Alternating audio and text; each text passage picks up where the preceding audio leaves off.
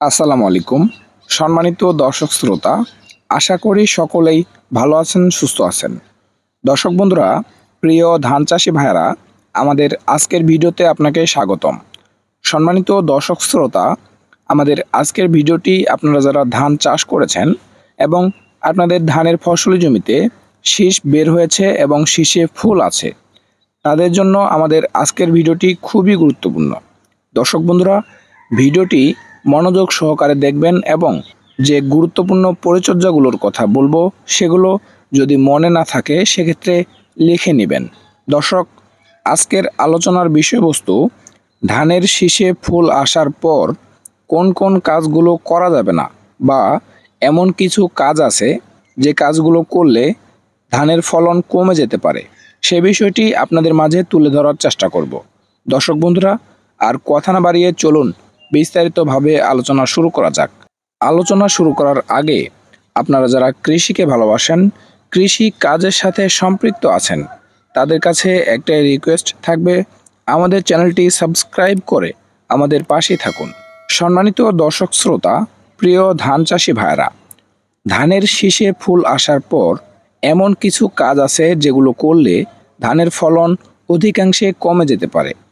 তার মধ্যে এক নম্বরে যে কাজটি রয়েছে সেটি হলো, ধানের শীষে ফুল আসার পর কোনো প্রকার কীটনাশক কিংবা ছত্রাকনাশক স্প্রে করা যাবে না।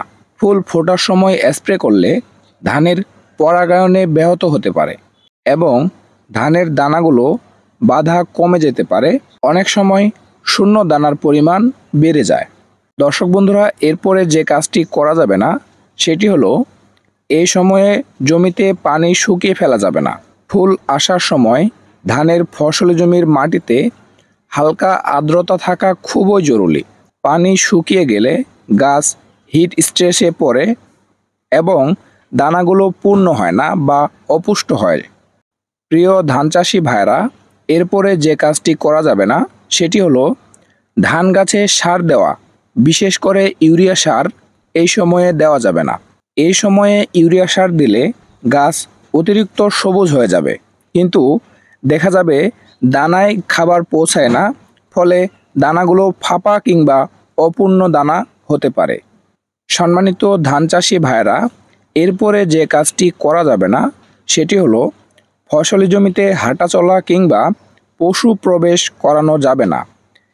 এই সময় হাঁটাচলা করলে শীষে যে ফুল থাকবে সে ফুলগুলো সামান্য নড়াচড়াতেও ঝরে যেতে পারে। সম্মানিত দর্শক শ্রোতা, প্রিয় ধান চাষি ভাইরা, এরপরে যে কাজটি করা যাবে না সেটি হলো, ফসলি জমিতে অতিরিক্ত পরিমাণে সেচ দেওয়া যাবে না। জমিতে অতিরিক্ত পরিমাণে পানি জমে থাকলে গাছের শিকড়ে অক্সিজেনের অভাবে গাছ দুর্বল হয়ে পড়বে এবং ফসলি জমির ধানের দানাগুলো পূর্ণ হবে না। সম্মানিত দর্শক শ্রোতা, প্রিয় ধান চাষি ভাইরা, এই গেল 5টি কাজ যেগুলো ধানের ফসলি জমিতে শীষ আসার পর যখন শীষে ফুল থাকবে এই সময় করা যাবে না। এবার আসি, ধানের ফসলি জমিতে শীষ আসার পর বা ফুল যখন থাকবে তখন কি কি পরিচর্যা নিতে হবে। এই সময়ে জমিতে হালকা পরিমাণে পানি রাখবেন, অর্থাৎ 1 থেকে 2 ইঞ্চি পানি রাখবেন। ফসলি জমির গাছের গোড়া পর্যন্ত যাতে আলো বাতাস চলাচল করতে পারে সে ব্যবস্থা করবেন। এর জন্য ফসলি জমিতে লাইন লোগো এটি করতে পারেন।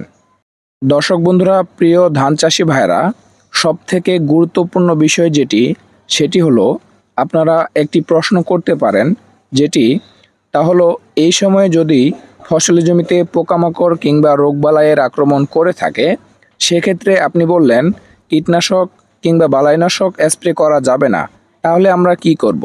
দর্শক বন্ধুরা, ধানের ফসলি জমিতে এই সময়ে যদি রোগবালাই কিংবা পোকামাকড়ের আক্রমণ করে থাকে, অর্থাৎ ধানের ফসলি জমিতে শীষে ফুল থাকা অবস্থায় যদি পোকামাকড় কিংবা রোগবালাইয়ের আক্রমণ করে থাকে সেক্ষেত্রে ফুল ফোটার 7 থেকে 10 দিন পর কীটনাশক প্রয়োগ করতে পারবেন।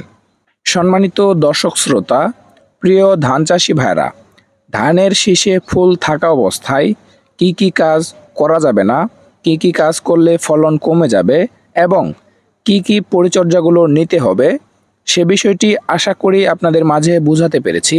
আশা করি আপনাদের মাঝে বিস্তারিতভাবে তুলে ধরতে পেরেছি। দর্শক, এই মুহূর্তে আপনাদের কাছে রিকোয়েস্ট থাকবে আমাদের চ্যানেলটি সাবস্ক্রাইব করে আমাদের পাশে থাকুন। সম্মানিত দর্শক শ্রোতা, আজ এ পর্যন্তই। দেখা হবে, কথা হবে নতুন কোনো ভিডিও নিয়ে, নতুন কোনো বিষয় নিয়ে। ভালো থাকুন, সুস্থ থাকুন।